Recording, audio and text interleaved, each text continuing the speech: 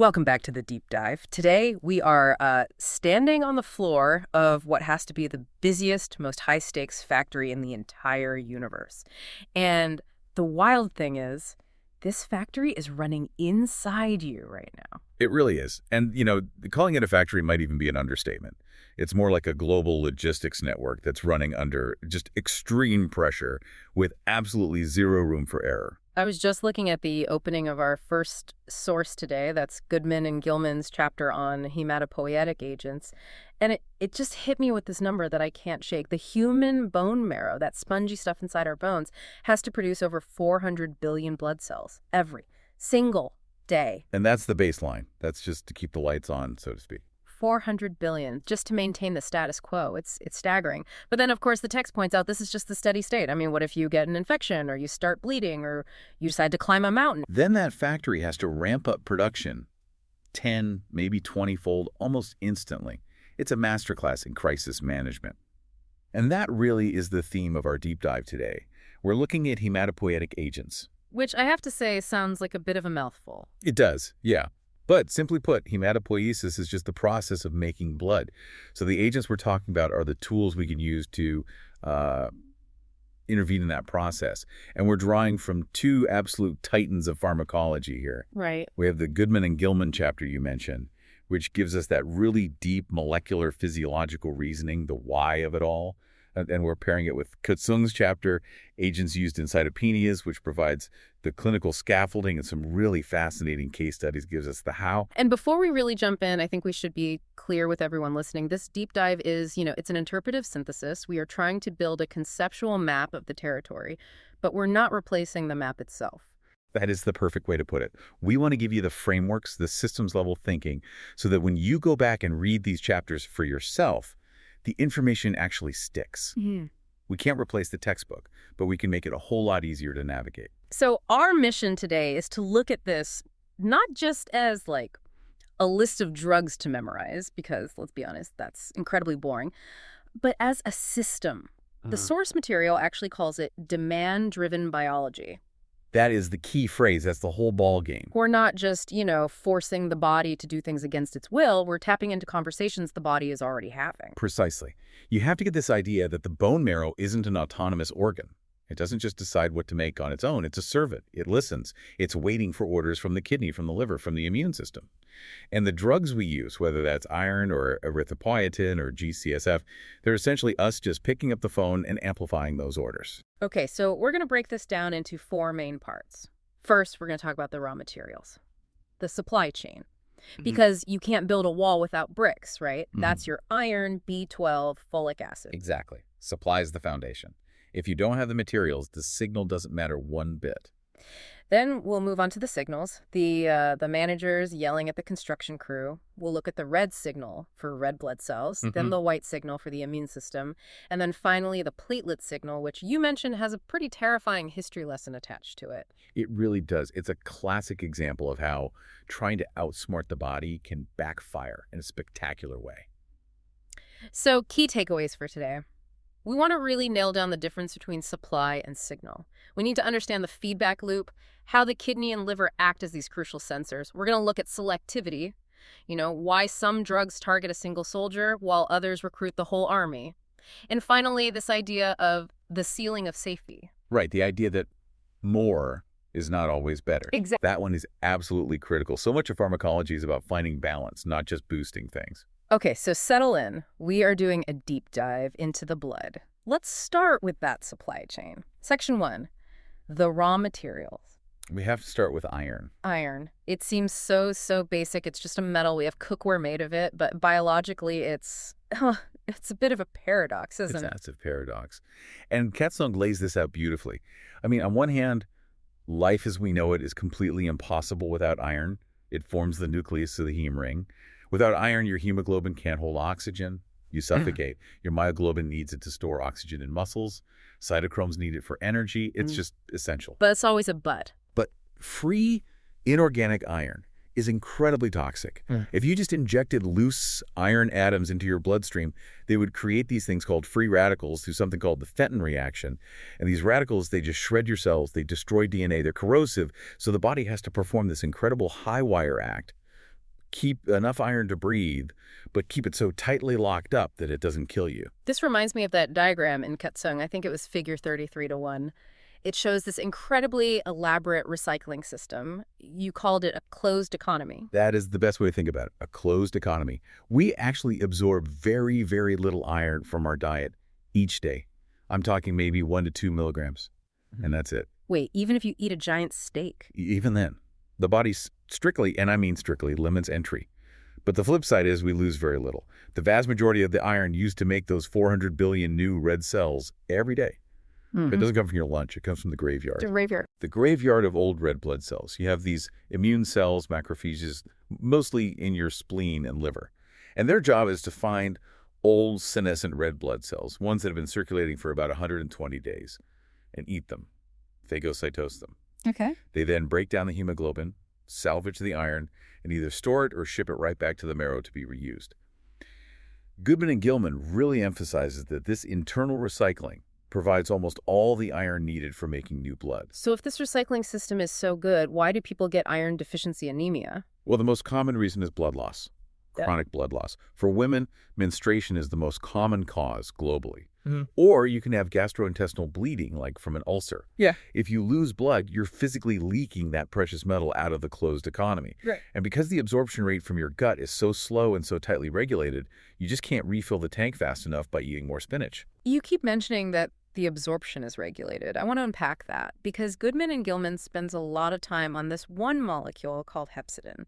It sounds like a medicine, but it's something our own body makes, right? Yes. Hepcidin is the master regulator. It's the key. Think of hepcidin as the gatekeeper, or maybe a bouncer at a club. It's made by the liver. And its job is really simple. When hepcidin levels are high, it locks the doors. Which doors are we talking about? The doors that let iron into the blood. Specifically, there's a transporter called ferroportin. Ferroportin is the only known exit door for iron, whether it's coming out of the gut cells or out of those recycling macrophages. Hepcidin finds ferroportin, binds to it, and causes it to be destroyed. It seals the exit. So high hepcidin means no new iron gets into the blood. Exactly. The iron gets trapped in the gut lining and is just sloughed off and excreted, or it stays locked away inside the macrophages. It's sequestered. So why would the body ever want to do that? Why would you want to lock your own iron away? Well, 2 main reasons. The first is pretty logical. If you're overloaded with iron, the liver senses high iron stores and it says, whoa, stop, no more. It cranks out hepcidin, blocking absorption, and that prevents toxicity. Smart. What's the other reason? Infection and inflammation. Bacteria love iron. Yeah. They need it to grow and divide just like we do. So evolution has taught the liver that if there's a big inflammatory signal, if the immune system is sending out alarm bells like interleukin-6, the liver should produce massive amounts of hepcidin. It's a scorched earth policy. Hide the iron so the bacteria starve. Wow. So the body makes itself anemic on purpose to fight an infection? Precisely. This is what we call anemia of chronic disease or anemia of inflammation. And Katzung points out this is exactly why giving iron supplements to someone with, say, a chronic inflammatory condition often doesn't work. You can dump all the iron you want into their stomach, but the hepcidin gate is locked. It's not going to get absorbed. That's fascinating. It really reframes what anemia is. It's not always, I'm not eating enough iron. Sometimes it's, my iron is locked in a vault. But let's say we do have a classic iron deficiency. The patient has microcytic hypochromic anemia, small, pale cells. How do we treat that? The standard of care is oral iron. Ferrous sulfate is the classic one. It's cheap, it works. But it has to be ferrous iron. That's the F2 plus state, not ferric F3 plus iron, because it's absorbed much better. And the side effects? I know so many people who complain about taking iron pills. Oh yeah. Nausea, constipation, stomach cramps, black stools. It's very common. And it's actually a sign of that local toxicity we talked about. The cells of your gut lining do not like being bathed in loose reactive iron. And Katzung has a really serious warning here about children. A very, very serious warning. Acute iron toxicity. You see, the body has no mechanism to actively excrete excess iron. All we can do is block its entry. We can't pump it out. So if a child gets a hold of a bottle of their parents' iron tablets and swallows them, it's a catastrophe. What happened? It causes necrotizing gastroenteritis. The iron literally eats through the stomach and intestinal lining. This leads to shock, severe metabolic acidosis, and can lead to death.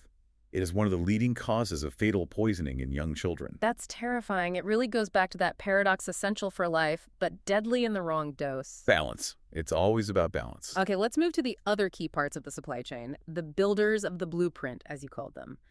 Vitamin B12 and folic acid. Right. So if iron is the brick you use to build the house, hemoglobin, then B12 and folate are the architects drafting the blueprints, specifically the DNA blueprints. Goodman and Gilman explains that these two are absolutely essential for DNA synthesis, and as you'd expect, the cells that are most affected by a deficiency are the ones that divide the fastest. Which just makes perfect sense. If you can't make DNA, you can't replicate your chromosomes, so Yeah. you can't divide.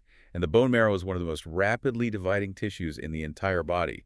So if you run out of B12 or folate, the factory just grinds to a halt. And this leads to a very specific type of anemia called megaloblastic anemia. I love the description of what the cells look like. Yeah, you get these macrocytes, giant red blood cells. Here's what's happening. The cell is getting ready to divide. The cytoplasm, all the goo and machinery inside, it's growing, it's making proteins, it's getting bigger and bigger. But the nucleus, where the DNA is, it's lagging way behind. It can't replicate because it doesn't have the building blocks. So you get this thing called nuclear cytoplasmic dissociation. The cell grows huge but never actually splits in two. Exactly. And you end up with these giant, fragile, and ultimately useless cells. And because they're so fragile, they break apart and die early.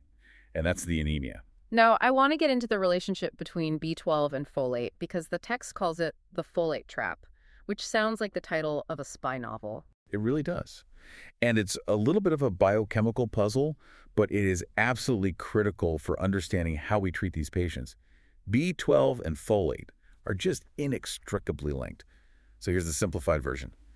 The body stores most of its folate in an inactive form called methylfolate. To become useful for making DNA, it has to get rid of that methyl group. Okay, simple enough. And guess who takes the methyl group? Let me guess, vitamin B12. Vitamin B12. B12's job is to accept that methyl group, becoming methylcobalamin. By taking the methyl group, it sets the folate free. The folate becomes tetrahydrofolate, and it can go off and help build DNA. So if you don't have any B12. The folate stays trapped as methylfolate. It's just sitting there, but it's completely useless. You can have all the folate in the world floating around, but without B12 to unlock it, it is trapped. That is the folate trap. And this leads to a really, really critical clinical warning in Katsung. There's this case study of a 25-year-old woman. She's a strict vegan. Yes, this is a classic and frankly tragic scenario. B12 is found almost exclusively in animal products. Meat, dairy, eggs. So if you're a strict vegan and you don't supplement, you will eventually run out. It can take years because the liver stores a good amount of B12, but this woman had been vegan for 2 years. And she comes in with numbness, paresthesias, that tingling in her hands and feet, weakness, a sore tongue. Those are the neurological signs of B12 deficiency. And this is key. B12 isn't just for DNA. It's also needed to maintain the myelin sheath, the fatty insulation that wraps around your nerves. Without it, your nerves short circuit. But here's the trap.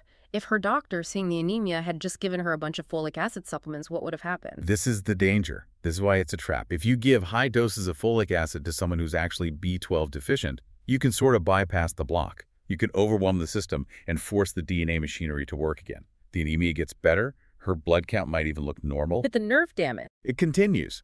And what's worse, because the anemia is fixed, the doctor might think the problem is solved. Meanwhile, the B12 deficiency is quietly and irreversibly destroying her spinal cord. The neurological damage from B12 deficiency can become permanent if it's not caught and treated. That is a huge takeaway. The text says it in bold. Always measure both. Always. And if a patient has any neurological symptoms, you treat for B12 deficiency immediately, period. Katsung is very clear. You usually treat parenterally, that means with shots, especially if the deficiency is because of an absorption problem. Like pernicious anemia.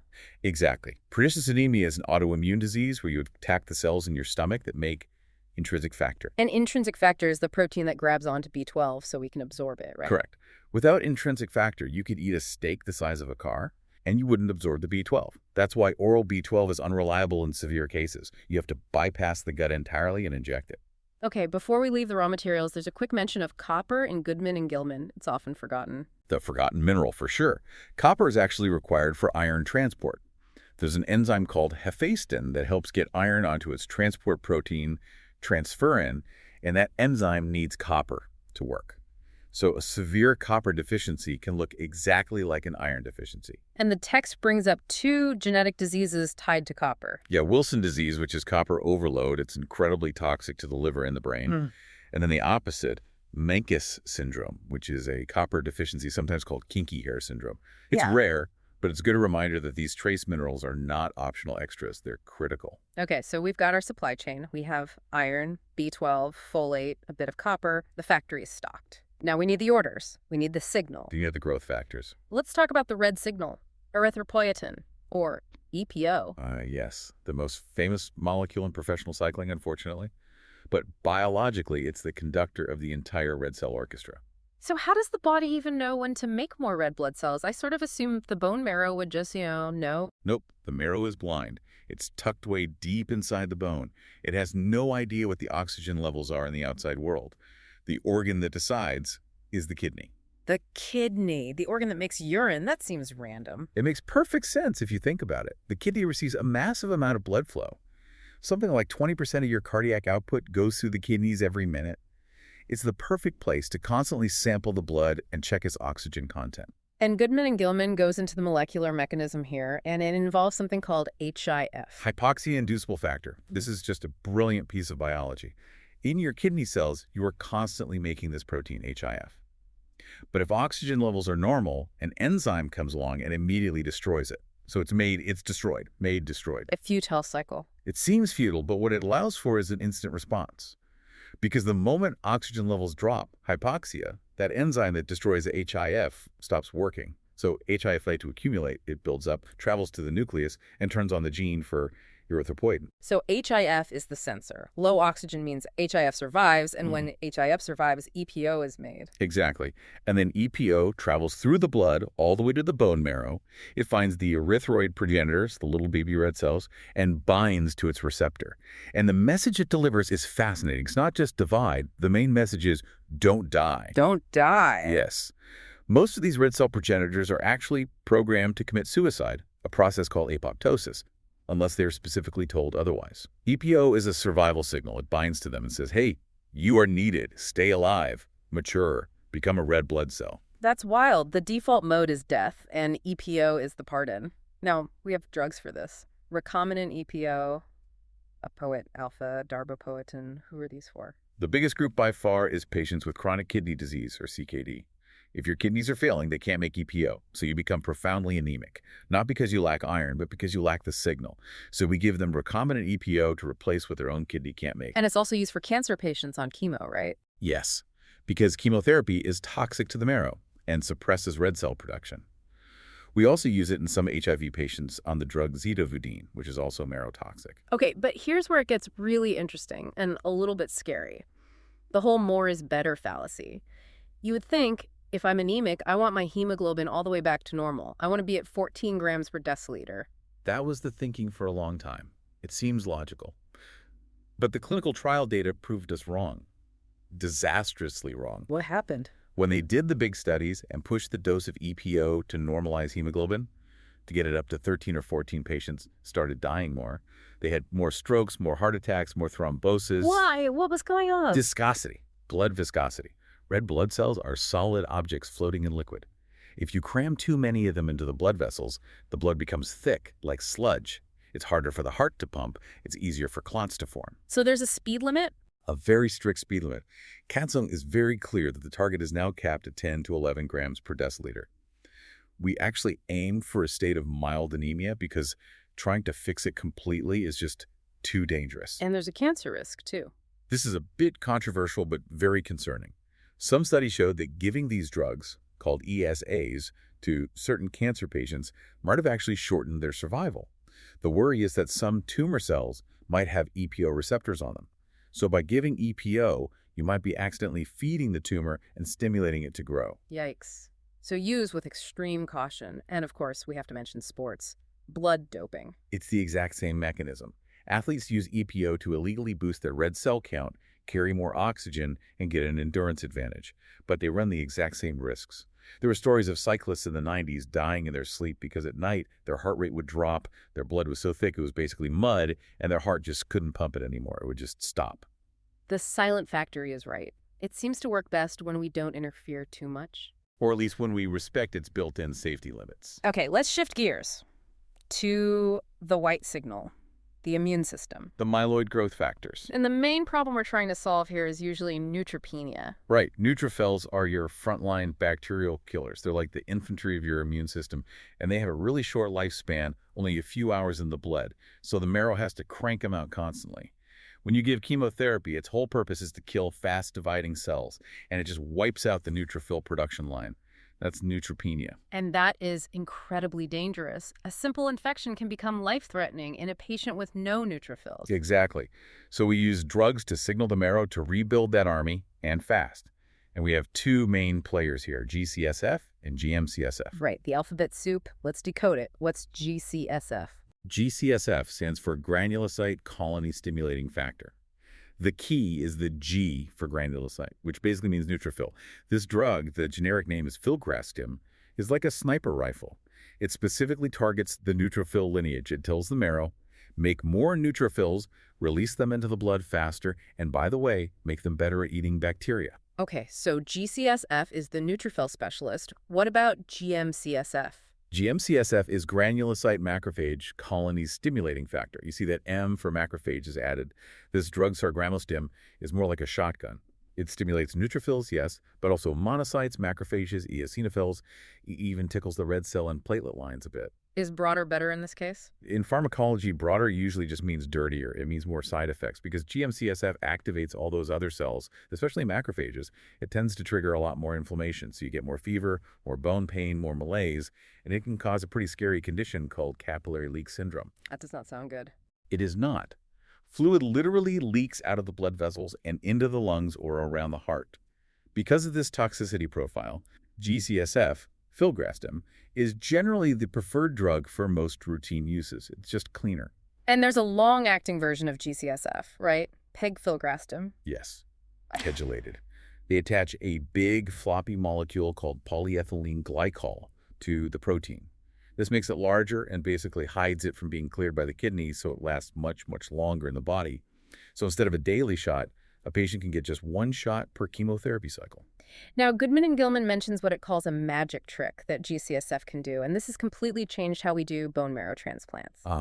Stem cell mobilization. This is huge. A total game changer. How does it work? Okay, so in the old days, if you needed a bone marrow transplant, we had to take the donor to the operating room, put them under general anesthesia, and use these big, thick needles to bore into their hip bones and literally suck out liters of bone marrow. It was painful, invasive, and carried risks. Loach, and now? Now, we give the donor GCSF for a few days. And GCSF does something amazing. It causes the hematopoietic stem cells, which usually cling very tightly to the bone marrow stroma, their home base, to let go. They detach. They flood out of the marrow and into the peripheral blood. So they're just floating around in their veins. Exactly. And then we just hook the donor up to a machine, kind of like a dialysis machine, that filters out those stem cells, and we give the rest of the blood right back to them. It's basically a fancy blood draw. Over 90% of stem cell transplants are done this way now. That is incredible. We're using the signal to trick the factory into moving its most valuable inventory right out the front door for easy pickup. That's a perfect analogy. But there is one side effect to these drugs that makes a lot of physical sense when you think about it. Bone pain. Yes, by far the most common complaint. And it's exactly what you'd think. The marrow inside your bone is expanding. It's producing millions and millions of new white cells at a frantic pace. But the bone is rigid, doesn't stretch, so the pressure builds up inside the bone. Patients describe it as this deep throbbing ache in their sternum or their hips. It's basically growing pains on hyperdrive. That's a very visceral image. The factory is literally bursting at the seams. It is. It's a sign the drug is working, but it can be very uncomfortable. Okay, on to our final category, the platelet signal. Thrombocytopenia, low platelets, which means a high risk of bleeding. And the story has a really important, almost cautionary tale about the history of drug development. We tried to do the logical thing first, didn't we? We did. Scientists discovered the natural signal for platelets, a hormone called thrombopoietin, or TPO. So they did the obvious thing. They made a recombinant version in the lab. It was called ARHO-LMGDF. They injected it into volunteers and patients. And it worked. At first, yes, the platelet counts went up. But then, disaster struck. a significant number of the patients started developing massive antibody responses against the drug. Which can happen with protein drugs. The body sees it as foreign. Yes, but here is the absolute kicker. The antibodies didn't just attack the drug. They cross-reacted with the patient's own natural thrombopoietin. Oh, no. So not only did the drug stop working, but the antibodies neutralized the body's own natural signal. The patients developed severe paradoxical thrombocytopenia. Their platelet counts crashed. Some healthy volunteers who were just testing the drug ended up with dangerous, life-threatening bleeding disorders. It was a complete catastrophe. So the drug had to be scrapped. Completely abandoned, and science had to pivot. They realized they couldn't use a protein that looked anything like the natural one. They needed something that would act like TPO but look completely different to the immune system so it wouldn't get confused. And this is where the mimetics come in? Exactly. The new generation, we have romiplastim and eltrombopag. Romiplastim is described as a peptibody. What is that? It's a Franken molecule. Small peptide that activates the receptor, but it's fused to an antibody scaffold to make it last longer in the body. The key is it binds to the TPO receptor and turns it on, but it has zero structural similarity to natural TPO, so no cross-reacting antibodies. Problem solved. And eltrombopag. That one is even cleverer. It's a small organic molecule, a pill you can take. It binds to a totally different part of the receptor, the transmembrane domain, but it still manages to turn it on. Again, completely safe from the antibody issue. And these are used for things like ITP, immune thrombocytopenia, where the immune system is chewing up platelets? Yes, that's a major use. And another big one is in hepatitis C. Patients with hep C often have low platelets, which prevents them from getting the interferon therapy they need to cure the virus. Eltrombopag can boost their platelets just enough so they can tolerate the liver treatment. But as always, there's a catch. Katzen mentions a risk of portal vein thrombosis. Right, especially in those liver patients. If you drive the platelet count too high in a patient who has a cirrhotic, sluggish liver circulation, you can cause a clot to form in the main vein leading to the liver. And that is a life-threatening emergency. And there's also a risk of rebound thrombocytopenia if you stop the drug suddenly. Yes. The body gets used to this external signal, so if you stop it abruptly, the platelet count can crash to a level even lower than where you started. You have to taper off slowly. It really feels like every single one of these powerful agents is a double-edged sword. That is the fundamental lesson of pharmacology. Potency always equals the potential for toxicity. What about the older drug, IL-11, oprelvecin? Is that still used? Barely. It's really a historical footnote now. It's an interleukin that does boost platelets, but it also causes huge amounts of fluid retention edema, can precipitate heart failure symptoms. It's just too dirty compared to the much cleaner and more effective TPO mimetics we have now. Got it. Okay, so we've covered the supply iron, B12, the red signal EPO, the white signal just DCF, and the platelet signal, the TPO mimetics. The full orchestra. So let's try and synthesize all this. What's the big picture we want the listener to walk away with? I think the big picture is the sheer elegance of the regulation. You have the kidney, this amazing oxygen sensor controlling the red cells. You have the liver sensing both inflammation and iron stores via hepcidin. You have the immune system itself sensing an infection and demanding more neutrophils. It's this beautiful, interconnected web of signals. And the drugs we've discussed allow us to hack into these loops. But we have to do so with humility. We learned from EPO that just normalizing a number isn't the same as improving a person's health.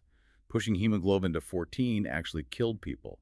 We learned from the first generation TPO that trying to mimic nature too closely can trigger a devastating autoimmune reaction. It's all about balance, restoring capacity, not just blindly maximizing numbers. Exactly that. So before we sign off, what's the final provocative thought? Where's this field going next?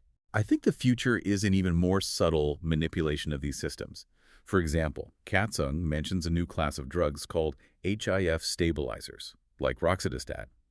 Now, instead of injecting external EPO, these drugs work by disabling the enzyme that normally destroys HIF. So they trick the kidney into thinking it's at high altitude. Exactly. You're tricking the body into making its own EPO in a more natural, regulated way.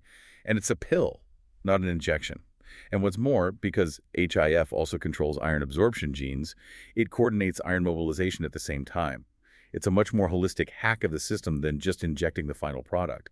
It mimics the body's own physiology of adapting to altitude. That's the future, mimicking the body's internal logic, rather than just shouting orders at it. Fascinating. So instead of being the foreman yelling, make more bricks, we're just turning down the thermostat in the building and letting the foreman realize on his own that he needs to turn the furnace up. That is a perfect way to put it. All right, that is a wrap on hematopoietic agents. For those of you who want to see the diagrams, especially that iron recycling loop we discussed, definitely check out Katsung Chapter 33.